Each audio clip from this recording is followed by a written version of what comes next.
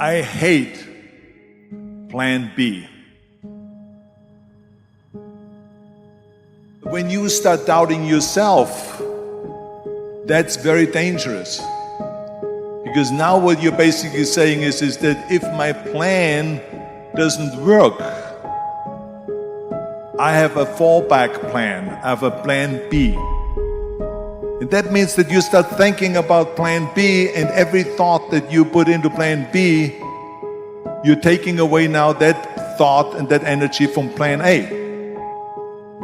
And it's very important to understand that we function better if there is no safety net, because plan B becomes a safety net. It says that if I fail, then I fall and I get picked up and I have something else there that will protect me.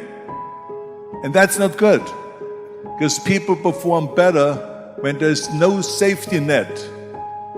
People perform better in sports and everything else if you don't have a plan B. I'm telling you, I've never ever had a plan B. I made a full commitment that I'm gonna go and be a bodybuilding champion. I made a full commitment that I'm gonna be in America. I made a full commitment that I'm gonna get into show business and I'm going to be a leading man. No matter what it takes, I will do the work. I will do the work over and over and over until I get it. And the same was in politics and everything like that. So to me, it is very dangerous to have a plan B, because you're cutting yourself off from the chance of really succeeding. And the reason, one of the main reasons why people want to have a plan B is because they are worried about failing. What is if I fail, then I don't have anything else? Well, let me tell you something, don't be afraid of failing, because there's nothing wrong with failing. You have to fail in order to climb that ladder. There's no one that doesn't fail. Michael Jordan said in one of his interviews, when they said, "You're unbelievable, you're the greatest basketball player of all times." And he says, "Well, you're just mentioning the successes." But he says, "For me to become the greatest basketball player, I missed 9,000 shots when I was playing basketball at the NBA games." So during these games that he was so successful, he missed 9,000 shots. Does it make him a failure? No. He's one of the greatest basketball players of all times, but he failed 9,000 times. Do you get it? We all fail. It's okay. What is not okay is that when you fail, you stay down. Whoever stays down is a loser. And winners will fail and get up, fail and get up, fail and get up. You always get up. That is a winner.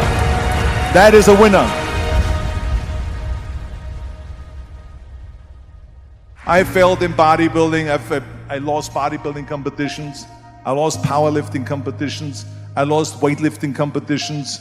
I had movies that went in the toilet and that were terrible and got the worst reviews. And in politics, I remember I had many of the initiatives on the ballot, and we lost. My approval rating in California went down to 28%, and then it went back up again, and I won again the governorship. Hey, we all lose. We all have losses. This is okay, and this is why I say don't be worried about losing, because when you're afraid of losing, then you get frozen. You get stiff, you're not relaxed. You got to be, in order to perform well in anything, if it's in boxing or if it is on your job or with your thinking, is only happening when you relax. So relax. It's okay to fail. Let's just go all out and give it everything that you got. That's what it is all about. So don't be afraid to fail.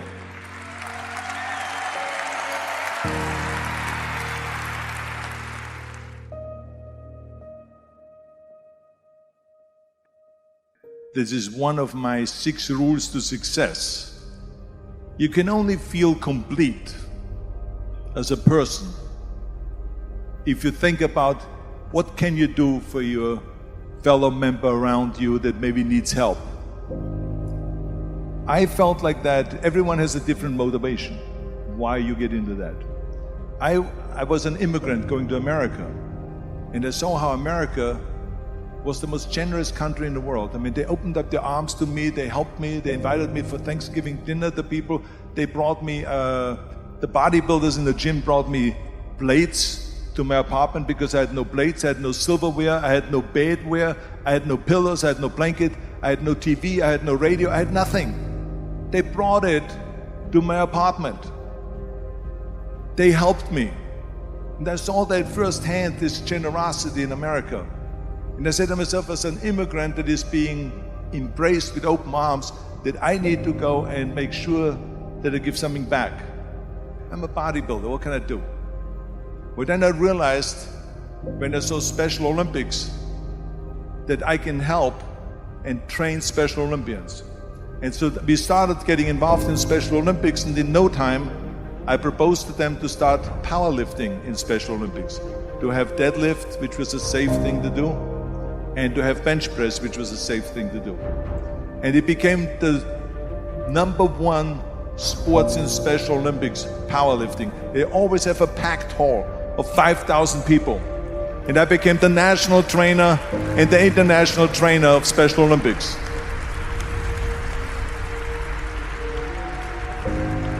And I tell you, I felt so good. I felt better than winning a bodybuilding competition, going to one of their competitions and seeing 100 of those athletes from all over the world competing in powerlifting and being happy and being included and being felt that they're equal to all of us. I think that every day we are benefiting from someone helping us. That's why I said earlier, there's no such thing as a self-made man. I mean, when you think about it, you're born and you need your parents to raise you. You need your teachers to teach you. You need your coaches to do sports. And so when I think about back of the people that helped me, as a matter of fact, one person, where's my friend here, Albert Busek? Is he sitting here somewhere?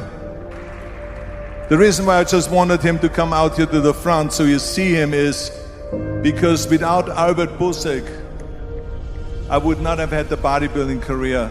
Stay right there, Albert, and look at this way so they can see your face. Exactly.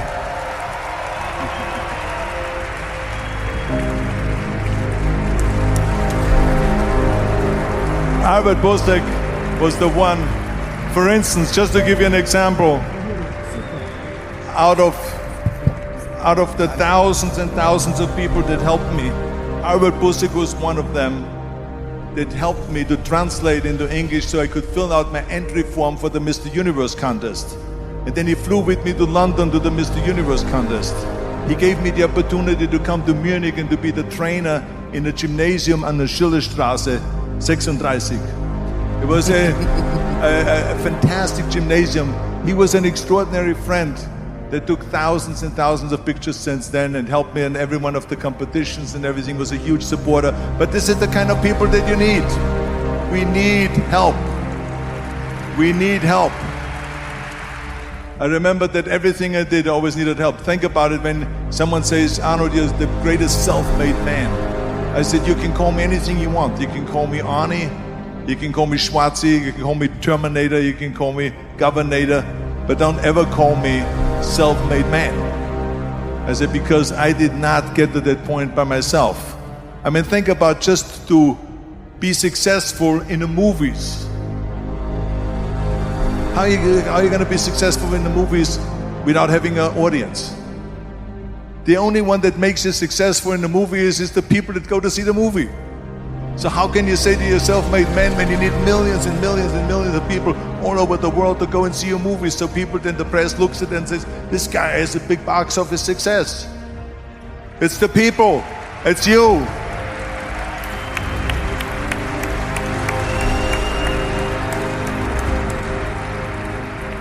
Imagine if Jürgen and I both think that we're self-made people and this hall right now is empty.